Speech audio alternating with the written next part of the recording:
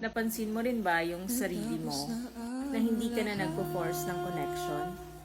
Like, hindi na big deal sa'yo kung wala kang kausap? Or kahit walang mangumusta? As long as okay ka naman without anyone.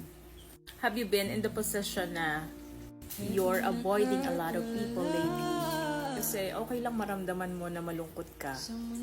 Kesa naman mapapaligiran ka ng mga taong nandyan lang kapag convenient sa kanila. You are enjoying the moment of silence.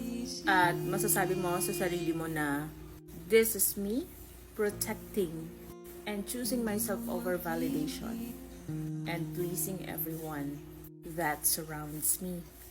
Baga, the bottom line is, may peace of mind kapag hindi mong hindi ipagsiksikan yung sarili mo sa mga taong ayaw sa'yo. Let them ignore you. Kasi lagi naman less expectation, less stress. And sa paglipas ng panahon, mapapansin mo na lang yung sarili mo na dati nalulungkot ka kapag may taong ayaw sa'yo or hindi ka kinakausap. Pero ngayon nasa era ka na ng pag ayaw sa'yo, ayaw mo na rin. Na yung dating obsessed na obsessed noon, nonchalant na ngayon.